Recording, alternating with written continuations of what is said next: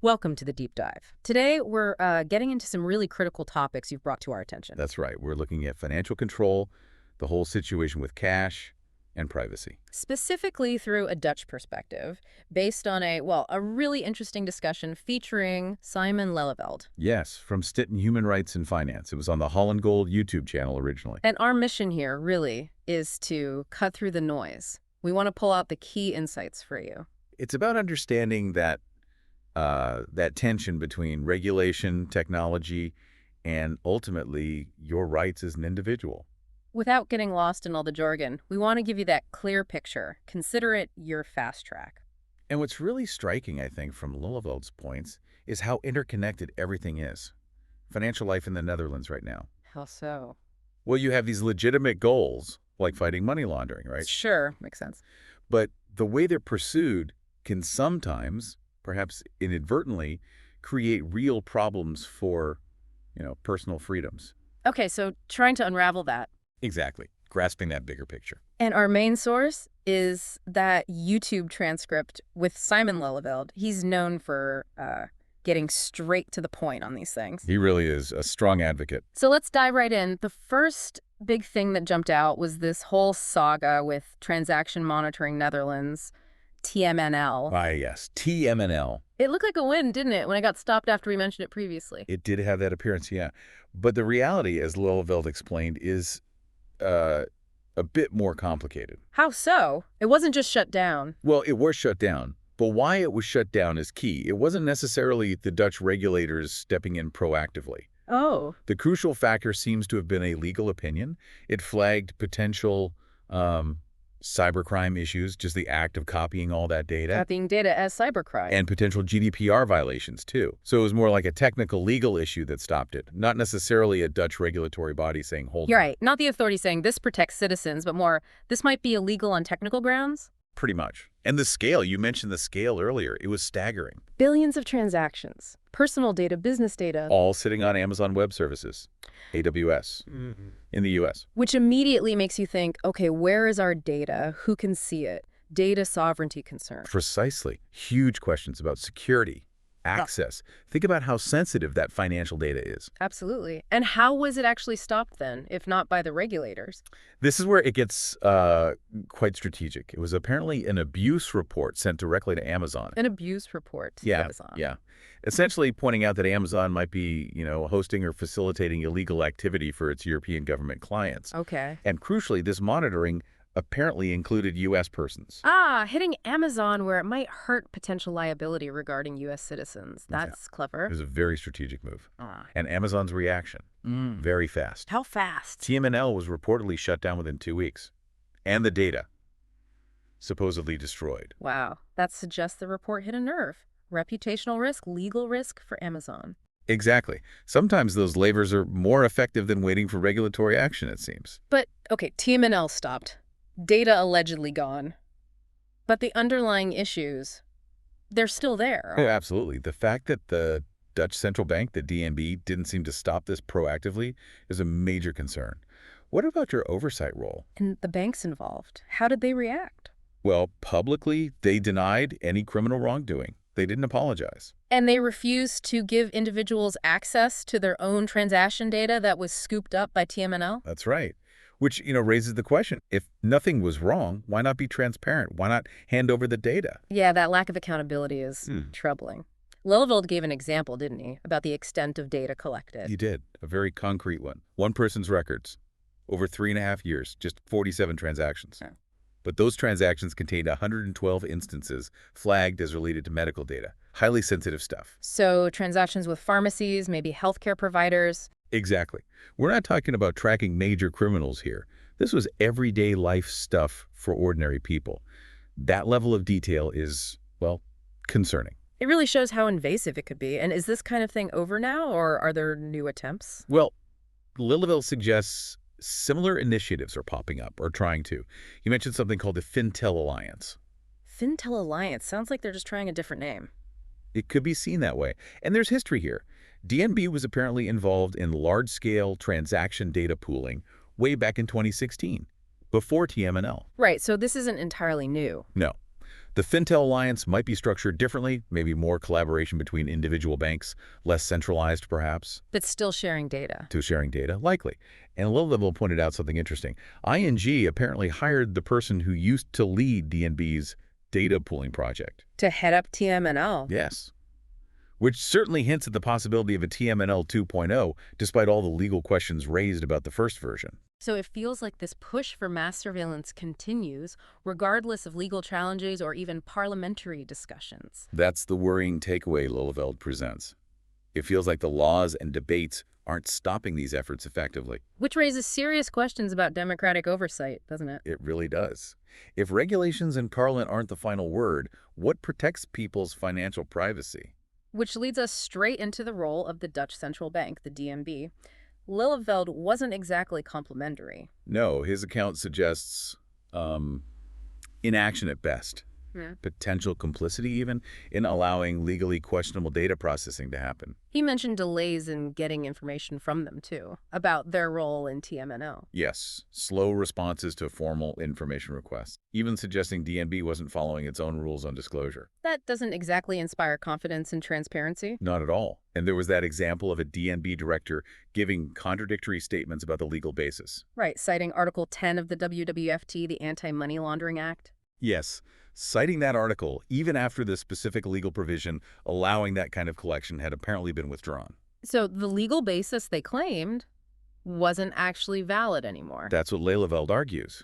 It certainly feeds his skepticism about where DNB's primary loyalty lies with the banks or with citizen rights. And the allegation about withholding evidence in legal cases related to TMNL, that sounds quite serious. Extremely serious. If true, it's potential obstruction of justice.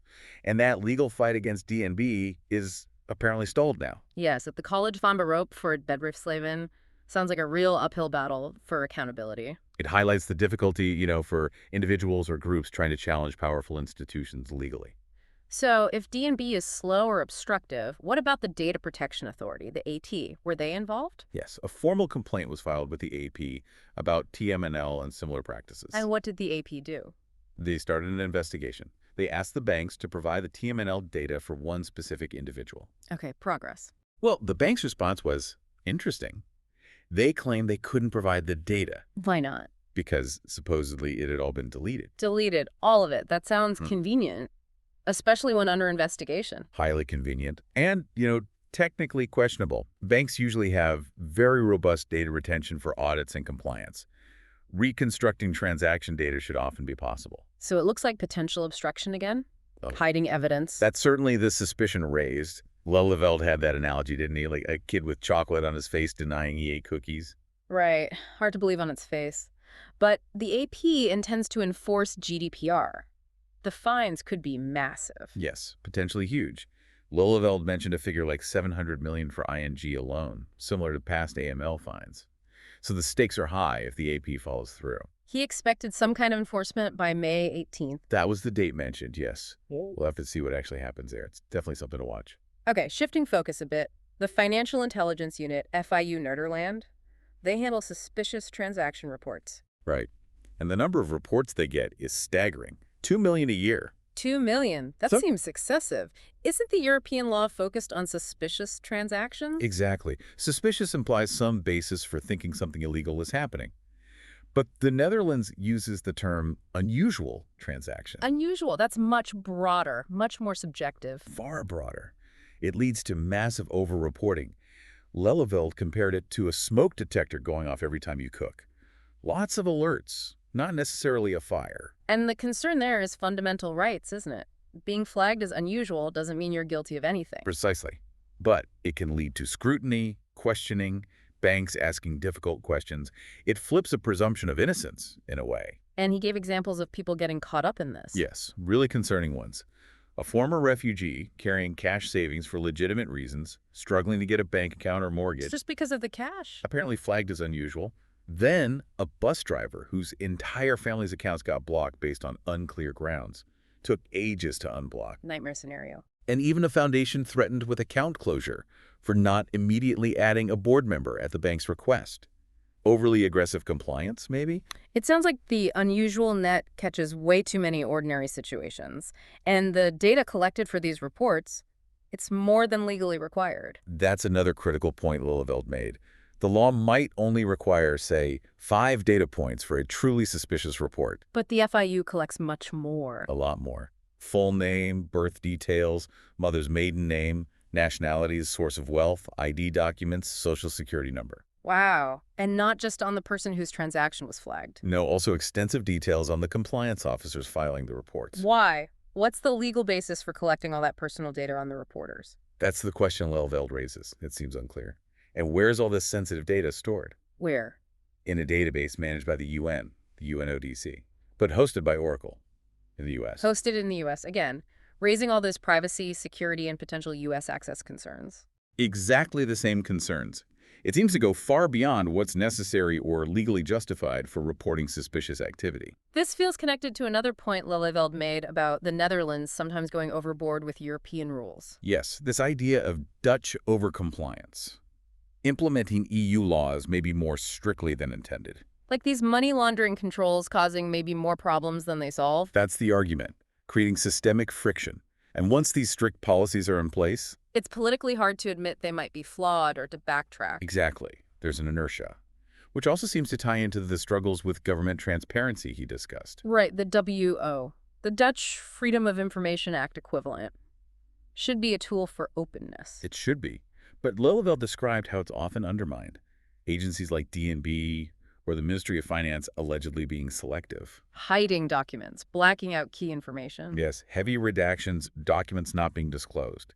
He even suggested that policy officials might mislead the WOO handlers internally. Making it hard to get the real story. Very hard. And there are ongoing legal fights just to force basic transparency from DMV and the ministry. And the worry is that this lack of transparency protects banks and authorities from scrutiny over potentially legal actions. That's the core concern Lilleveld expresses. It blocks accountability. Which brings us to another fascinating tension. Cash versus the digital euro. Seems contradictory. It really does. On one hand, there's this upcoming Dutch law potentially banning cash payments over €3,000. Pushing people away from cash? While at the same time, there's all this talk and development around a digital euro. And the ECB and DNB keep saying cash will remain available. But acceptance is dropping, right? Even public bodies refusing cash. Yes, the erosion of cash acceptance is a real issue. It impacts inclusion people without digital access. And resilience, too. What happens in a power cut or cyber attack? Didn't the Dutch ombudsman say years ago that government bodies must accept cash? Back in 2013, yes. But Lilleveld points out a potential loophole in the new draft law on legal tender. A loophole? It might exempt government institutions from mandatory cash acceptance, which seems completely backward. Especially when the tax authorities are already discouraging cash even before the law passes. Exactly. Even though there are existing agreements allowing it. It contradicts ECB advice, too, which warns against governments refusing cash outright. So it's a confusing picture for cash. What about the digital euro then? Lilleveld had mixed feelings. A love-hate relationship, as he put it. He sees a geopolitical case for it. How so? As a European counterweight to U.S. and Chinese payment giants, like Visa, MasterCard, Alipay, keeping European payment data in Europe. Okay, a strategic argument. His ideal is a non-monitored digital euro, a secure, private digital cash equivalent. But the risk? The risk is it becomes another over-regulated, privacy-invasive system, a digital Frankenstein, he called it. Yet he also saw some strategic value, beyond just payments. Yes, as a potential alternative infrastructure, a backup system maybe to ensure big tech payment providers behave fairly.